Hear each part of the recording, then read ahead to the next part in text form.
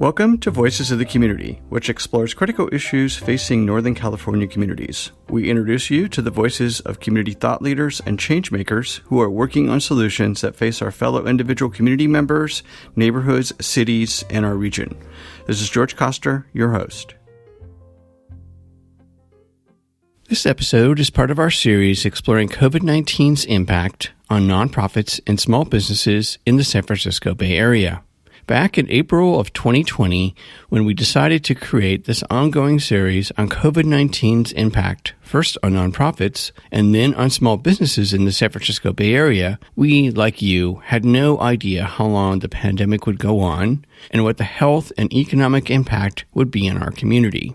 As we enter our second year of the global COVID-19 pandemic, with record numbers of both cases and deaths, our schools, businesses, and governments are still struggling to deal with the health, economic, mental, and societal impacts of the latest Omicron variant. This all adds to the ongoing uncertainty of our ever-changing indoor and outdoor, vaccinated and unvaccinated protocols, and the politics of the pandemic that will drive how we all come back together as a unified or fractured community. We will continue to shine a spotlight on the nonprofits and small businesses that make up the fabric of our community, along with the founders and staff who are struggling to deal with the impact of the COVID-19 pandemic on their operations, services, and sustainability until we can all get to the other side of the pandemic.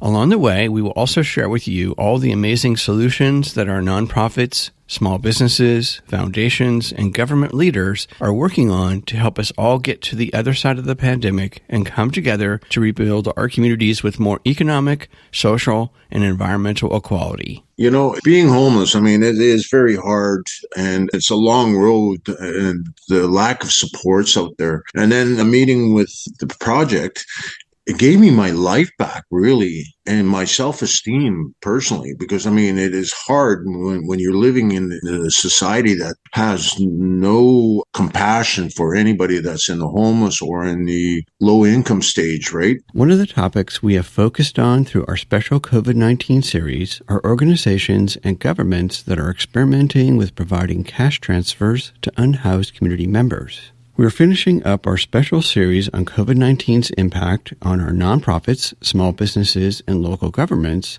with this very informative and insightful interview with Foundations for Social Change. Foundations for Social Change were the first organization in North America to develop a research project to study the impact on the lives of our unhoused neighbors through providing cash transfers to unhoused community members. In this episode, we feature the voices of the Associate Professor and Canada Research Chair in the Department of Psychology Institute for Resources, Environment and Sustainability at the University of British Columbia, Dr. Zhao, along with the Director of the New Leaf Project, Heather Hay, and the LEAP Co-Chair and Peer Coordinator, Ray Bonnetrouge.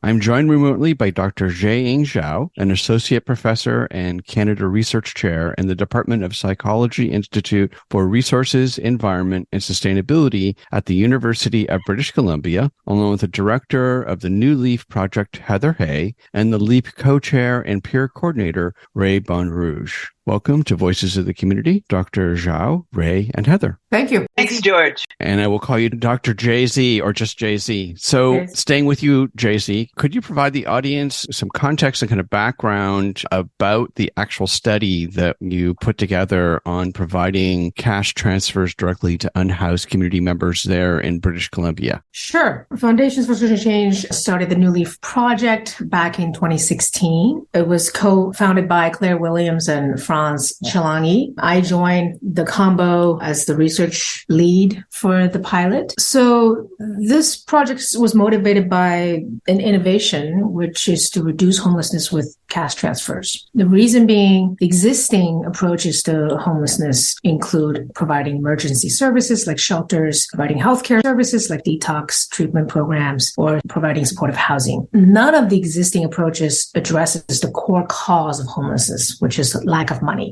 So this is where we came in. We want to provide people with a large lump sum cash transfer so that they can make decisions for themselves. They can decide how to spend the money so they can get out of homelessness and into stability. The whole project was founded upon this model, which is believe in someone. We will distribute the cash transfer. We believe in you to make the best choices for yourself. That's the idea. So in this pilot, we recruited 115 individuals experiencing homelessness in Vancouver, and we gave 50 of these individuals a one-time cash transfer of $7,500. And we tracked the impact of the cash transfer for 1 year. And the reason for the $7,500 was that was the annual income assistance in BC back in 2016 when we were designing the project. Now the income assistance was over $10,000 per person per year. That's where we'd like to go next. And what we found was really promising results from the pilot. So the cash recipients reduced their days in homelessness. So they reduced close to 3 months in homelessness. They were able to get into stable housing faster than people who did not get the cash transfer. They increased their savings, spending, particularly spending on rent, food, clothing, transit, and durable goods like furniture, cars, etc. Importantly, we did not see an increase in spending on alcohol, drugs, and cigarettes. So this is in contrary to a lot of the assumptions we hold about people in homelessness, which is that if we give them cash, they're going to spend it on drugs and alcohol. That was the exact opposite of what we found. We saw that our cash recipients actually slightly reduced their spending on alcohol and drugs and cigarettes, and people who did not get the cash transfer actually slightly increased their spending on those items. And finally, I want to say that because of the cash transfer, people relied on social services less. They actually become more self-sufficient and independent. So as a result, this less reliance on social services led to a cost savings for government. And we calculated exactly how much that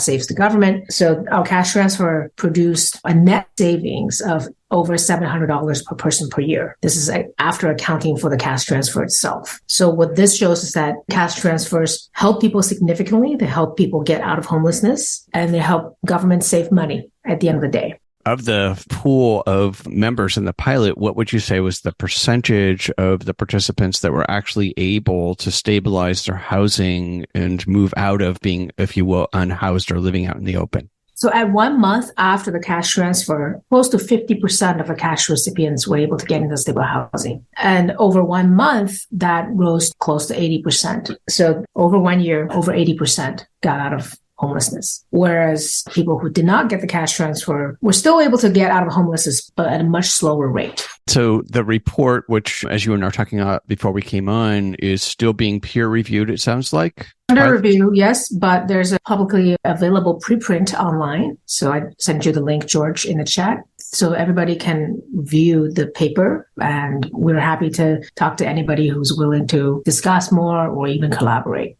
And this study then led to another study. And do you want to share with the audience a little bit about the outcomes that came from the first study that led to the second study? And then we'll turn to Heather to talk about the actual New Leaf project itself. What are all the components of it? So the pilot study had a small number of people. So as I said before, it only had 115 people in it. It was a small sample size, which means that a lot of the outcomes were not significant because we didn't have the statistical power to detect a difference in a lot of outcomes we tracked. So outcomes like income, education, employment, food security, cognitive function, well-being, etc. There was a positive trend in all those outcomes, but we weren't able to detect a statistical significance. So that motivated the expansion project where we quadrupled our sample size. So now we will have 400 people in the expansion project. So that will give us enough statistical power to detect a difference between the cash and control groups. So that was the kind of the scientific reason for the expansion project. But also, another reason is there were a lot of inefficiencies in the pilot project. So the pilot project was done, we were the first in the world to do the study. We ran into a lot of problems. Our recruitment strategy was not the most efficient one. There was a lot of kind of hiccups along the way. And so the expansion project actually was an improvement, a significant improvement upon the pilot project,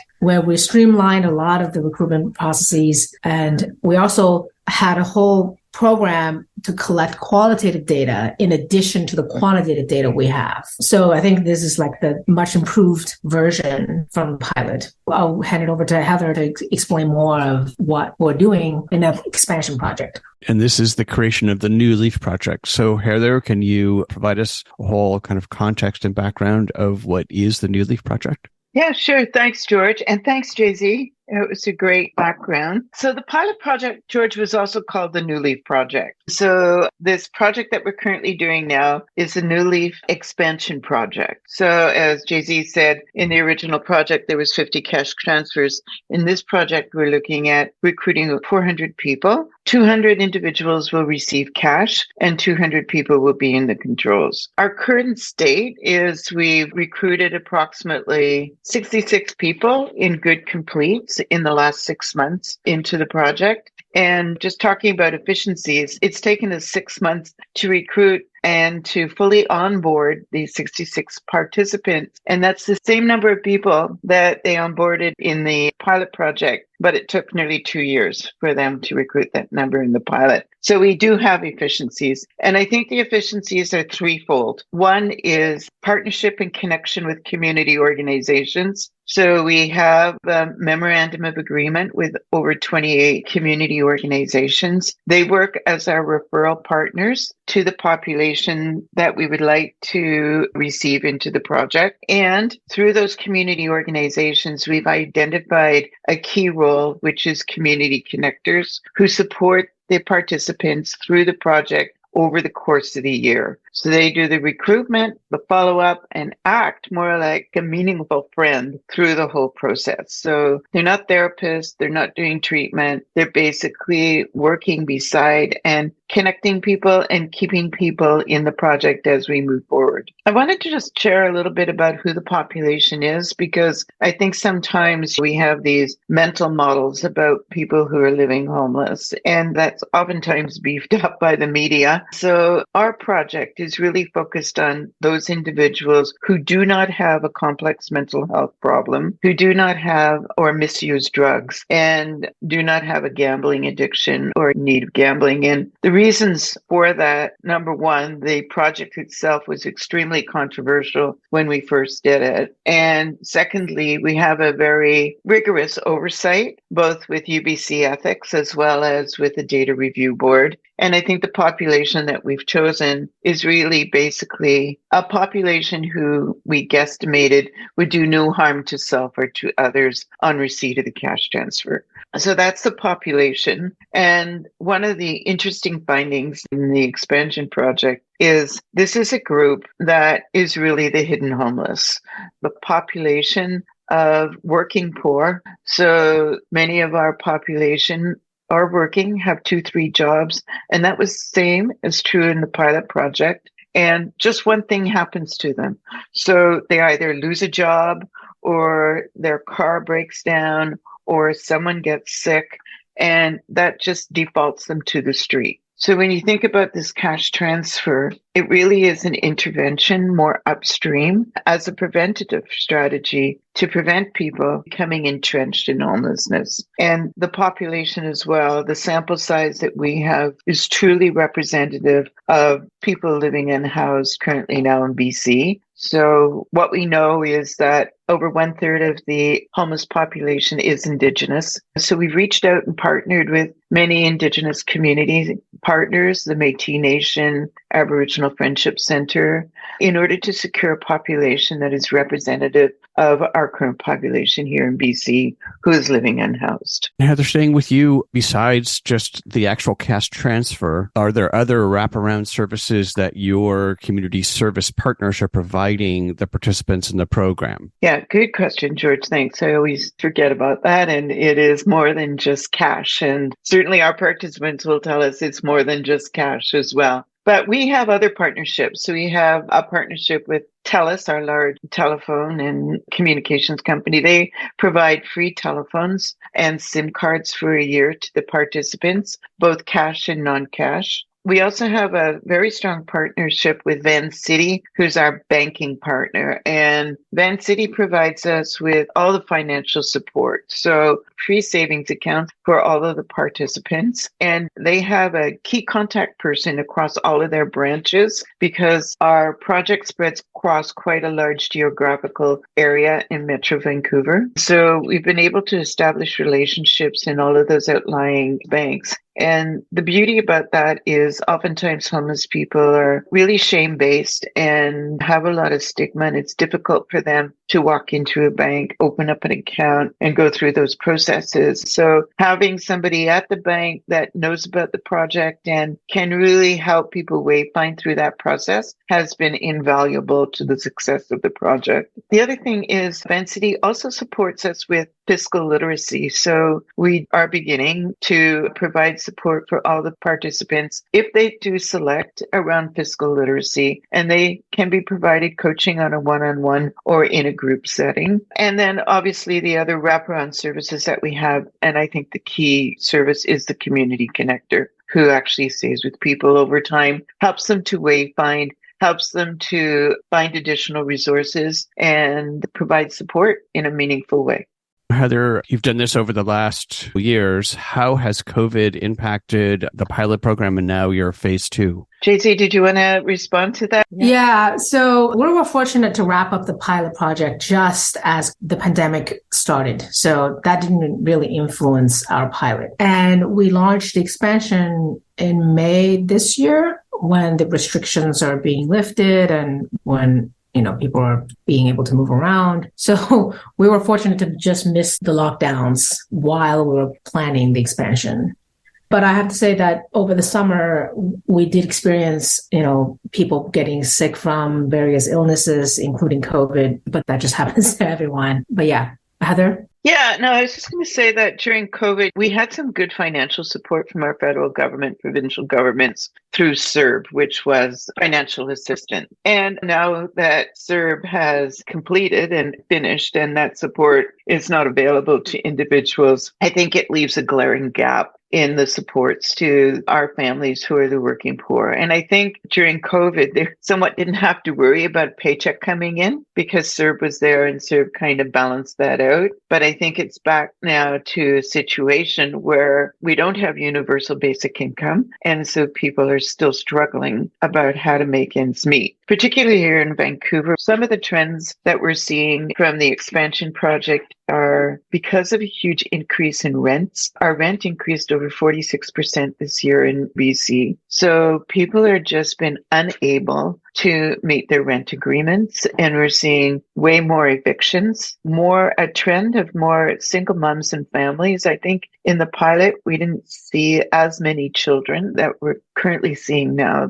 with the potential to default to the street. We've been partnering with rent banks here as well in BC for the project. And the rent banks have just been swamped in the past 6 months with the number of evictions and supports and the increased workload to manage people who are getting evicted from their homes. Cost of living just hasn't kept pace with the increase in housing here, for sure. We're seeing trends as well of elderly. So people who are 65 and over. Our project is just supporting individuals who are 18 to 65. But certainly a trend has been over the past number of months, we're getting calls throughout the neighborhoods saying that there's more and more seniors that are living in their cars, that are unhoused, that are living with friends, that have become destabilized. And I think partly it's because being on a fixed income and with the cost of housing going up, they're defaulting to the street. So I think those are the major areas where we're seeing new trends in the expansion project than we had from the pilot, but recognizing again that the pilot was a very small sample size. You're listening to Voices of the Community, which explores critical issues facing Northern California communities. Voices of the Community is supported by a grant from the James Irvine Foundation, dedicated to a California where all low-income workers have the power to advance economically. More at irvine.org. This is George Coster, your host, and if you're just joining us, today's episode is focused on the Foundation for Social Change's study on the impact on unhoused neighbors through providing cash transfers directly to homeless community members. Let's get back to our conversation about the findings and recommendations from the study with the Associate Professor and Canada Research Chair in the Department of Psychology Institute for Resources, Environment, and Sustainability at the University of British Columbia, Dr. Zhao, along with the Director of the New Leaf Project, Heather Hay, and the LEAP Co-Chair and Peer Coordinator, Ray Bonnetrouge.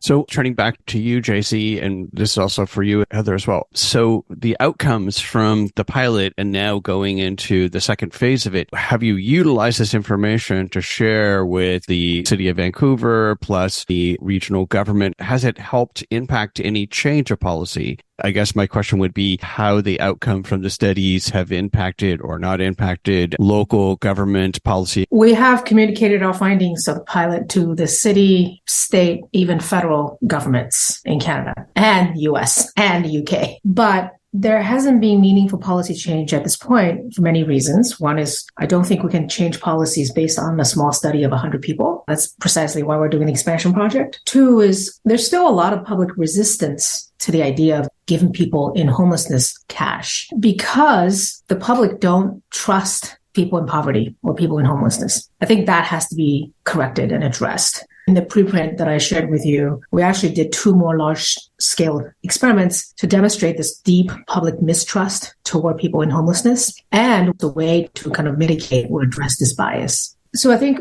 to make policy change happen, we need several critical ingredients. One is more evidence, more robust evidence with a larger sample. 2 is frame the impact of the cash transfer as reducing costs. I think that's something like to showcase the cost effectiveness of this program and to erase that public concern of misuse of cash. So we need to highlight the fact that people are able to use money wisely and to better their lives. And there was actually a reduction in spending on drugs and alcohol and cigarettes. So I think these critical ingredients are necessary, but obviously we're not politicians, so we can't guarantee policy change. Yeah, I can add to that, George, as well, because Foundations for Social Change, that's our key mission, is to collect the scientific evidence and then move the evidence into policy. So some of our learnings basically, and I've been meeting with a number of politicians just in the course of this last week, is that although our project illuminates a huge need in society, there seems to be a lot of fragility of our current government supports and really huge lapse in political will. So certainly that is at the federal level, and there's an entrenchment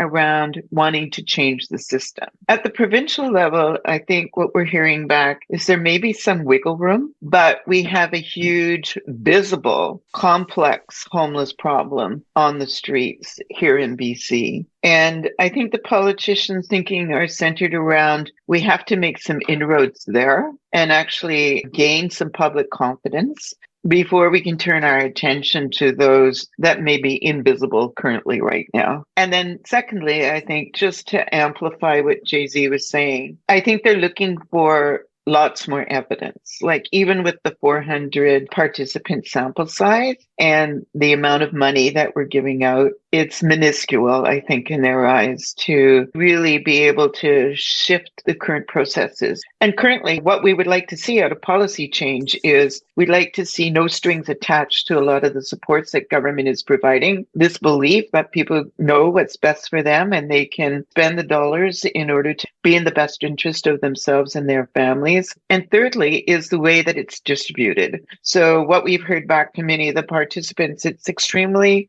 expensive to move out of housing. First month's, last month's rent, reinstituting power, all of those things. And the current way that support is given, it dribbles in. So you're always kept in a survival mode. So one of the things I think that we're experiencing in the expansion project is we're trying to disrupt that intergenerational cycle of poverty so that people can be sustainable over time. And I know, and Ray can reinforce that, he's a very good example of how receiving the cash has created a new life trajectory for himself. And I think for many of our participants, the infusion of cash has been a one-time only thing to get them back on their feet, get them back in their jobs, get them contributing. Also, one of our major learnings is that repeatedly, our participants frequently reject the label of experiencing homelessness. Although they are outwardly homeless, they reject the label of experiencing homelessness. And I believe that's because the stigma that's associated with being impoverished and being unhoused. So it's extremely complex when we start to move forward to policy change. And there's a lot of entrenchment at all levels of government. And Heather, staying with you, have you seen any reaction in the States? I know you've worked with some of the nonprofits like our friend Kevin Adler at Miracle Messages, who was our December show on his Miracle Money program. So, and then you had Michael Tubbs, who was the mayor of Stockton, which we featured in our documentary, who did the first one here. So have you seen any movement here stateside, if you will, on the data? Because this is really, this is factual information that actually does have an impact. Yeah, so I can't talk to the data. So Jay-Z can probably talk more about the relationships across cash transfers projects, because there's many now in the States and worldwide. So, and we were, I guess, the initial cash transfer project that actually helped for the replication to happen with Miracle Messages. And they're a strong partner of ours, even in the expansion project. So they're providing Miracle Friends. And so we have linked with them over time. And I belong to that network, that kind of cash transfer network in the States. I think there's more community mobilization than we've seen in Canada. I see that there's more interest across different states, Denver, New York City, throughout the States in order to be able to provide the cash transfers. Our project and our process has been very contained to BC alone. We attempted to actually do some expansion into the Toronto area, and we couldn't get any traction. And I think even the conversation, so having the podcast that we're on today and the communication, lots more community mobilization, connectedness, I think, in the States, and it's starting to gain some momentum. I don't see the same thing happening here in Canada.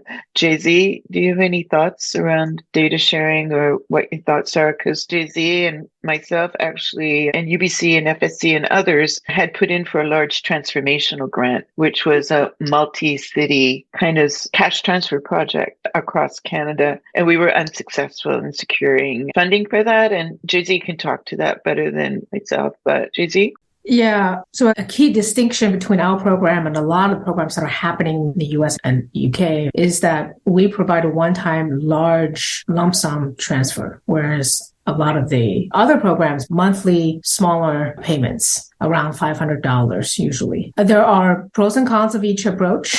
The monthly payments mimic the welfare checks. They provide security, but each payment is small, whereas our payment is large, but it's one time. The other distinction is, I think, our populations are people experiencing homelessness, whereas theirs is people who are low-income families. They're usually housed, whereas ours are not housed. So I don't think we can easily compare the results. But what we can do is, as Heather said, scale this project to different cities in Canada, keeping the same design, and then we can compare results. But I don't think we can compare apples and oranges at this point.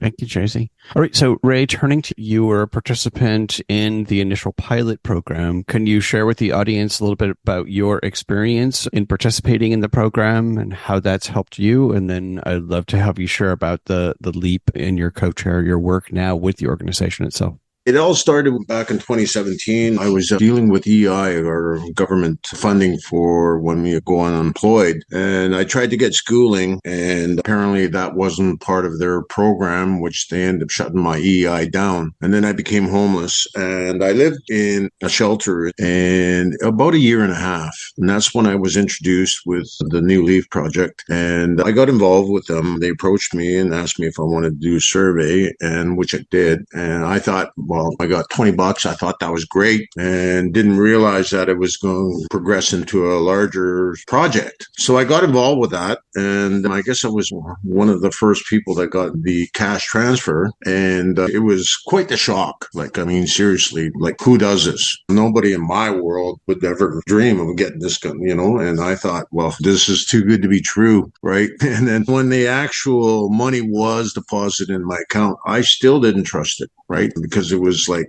this is unreal. And so it took me about a week to finally take $100 out of the account and spend it, just to see if there was any repercussions, right? And there wasn't. So I was like, okay, it became like, this is my money. This is what I got to do. And then that's where I started making goal settings, right? Because I had a goal anyways. I wanted education. I wanted to be part of the frontline work with the homeless and people of addictions and stuff like that. Because I mean, I've been involved with it. In my past life, I was also living on the streets with my own personal addictions, and I overcame them. And now I wanted to participate on giving back and helping where I can, right? And so that's where I got involved with. I finally got my schooling, and so I became a community support worker. And as I progressed with the New Leaf, I mean, I put out a lot of time for the project, right? And then eventually I was hired, and it's been going great ever since. And Ray, can you share what the LEAP, so it's LEAP, and between you and Heather, you can explain what that acronym means, and you're the co-chair and a peer coordinator. So what is that LEAP program, and then what do you do as a peer coordinator? Well, I'm involved. We have a project that is called the Ambassador Project, right? And it's when participants fulfill the year project, and then they have the choice of joining the Ambassador Project. And what we do is we try to find things that help support the homeless, getting various things like, for instance, a survival guide. We want to create something like that, where there's information where people can go and get help that they need on the streets. And I mean, we're in the midst of creating a lot of new projects right now. I mean, it just started, so we haven't really have a lot of members yet. But as we progress, we plan to make a role for these ambassadors and to help, right? So, and that's what I coordinate, is finding various projects that we could use to help the homeless. Yeah, so I can add to that. Thanks, Ray. And I can add to that, George. So LEAP, L-E-A-P, was the lived experience panel, and Ray was co-chairing that. And that was from the pilot project. And one of the reasons why we established LEAP, because we have a principle of nothing about us without us. So it was really important for us to include the voices of the participants as we were planning for the Vancouver expansion project and learning from them. One of the big learnings I think that Ray brought to the table, and others on the LEAP panel, was exactly what he said, is what an emotional time it is for people when they receive the cash. And being research, and so being from an arm's length community organization, I think many of the participants aren't really trusting. It's like, what the hell is going on here, right? And the ambassadors and the LEAP panel members said, we can help with that, Heather. So when people receive their cash, we can help be that bridge and let them know, no, this is for real, and provide that street cred that we need in order to soften and make individual participants available to the notion that deserving enough to have this cash, no strings attached. So that's been very helpful. And as Ray said, in consultation with LEAP members, we've decided to change the name and actually fold LEAP into the ambassador program. And we have funding for an expansion of a much larger ambassador program. I think Ray's a little humble, but one of the things that they were also looking at doing was a podcast and the development of a newsletter called The Shuffle. That's Ray's brand, which basically talks about how instead of actually coming with interventions that make a difference in people's lives, government and cities shuffle people around from one place to the other. And so therefore we have The Shuffle. And I think you'll see The Shuffle in the podcast as we expand the ambassadors program and really start to provide voice to our participants so that they can join with us and help us to, at a ground level, to make the changes that need to happen. Thank you. And staying with you, Heather, and this is a question for each of you. What do you feel has been the biggest impact of both, I'm going to say the program, and then I'm going to ask Jay-Z of the study, but what do you feel has been the biggest impact on community members there in BC? So there's three things I think from my perspective. Number one is most of the community organizations that we're working with say, Heather, if it hasn't been for this project, we would never have known about these individuals who need support. So that's been illuminating to the community organizations. And not only have they been able to work with us as we provide the cash and other supports, but then they've been able to link people to food programs and to recreational programs for the kids. But I think our population is really a population that is very silent. And so that's been a learning for the community organizations and ourselves. Secondly, I think there's been a huge impact on the individuals alone. Like some of the stories, and we've been working directly with participants, the impact on their lives and what they've been able to do and move on with their lives is really actually quite gut-wrenching. And I think it's so simple, like, why aren't we doing this, right? And I think the third impact has been, even for the most seasoned community connectors, I think there's been a huge elevation in compassion to the significant situations that a huge number of the members of our society and population are living in. And I think that's been overwhelming for many of the connectors as well. Thank you. Ray, turning to you, you've both been a participant, so it's had impact on you on a personal level, but what do you feel, could you share about both? You know, being homeless, I mean, it is very hard and it's a long road and the lack of supports out there. And then a meeting with the project, it gave me my life back, really, and my self-esteem personally, because I mean, it is hard when you're living in a society that has no compassion for anybody that's in the homeless or in the low income stage, right? And then being able to having choices again and able to have a direction in life and getting my life back. I mean, that was awesome. I mean, there's nothing like it, right? And my hat's off to this project. I'm always grateful, and I will always be grateful for what they did for me. And then having that chance of getting stable again, which I did. I mean, I ended up getting my schooling and a job and a beautiful place now, right? And everything is going up now. So, I mean, to me, this is the best project I've ever met in my life, right? Thank you, Ray. I'm going to turn to our final question, which is, what do you feel are some of the good things that have come out of the pandemic, if you will, to support your work, your program, unhoused community members in BC, and in a sense, the magnification of that even stateside? Jay-Z, would you like to start? I mean, the good thing about the pandemic is that over 100 countries in the world have used cash transfers to help its citizens. That really demonstrates the need for cash or the power of cash. But we need to do it more. I mean, we can't just use it once and say that's only a pandemic specific thing. It has to be a piece of the social protection in Canada and in other countries as well.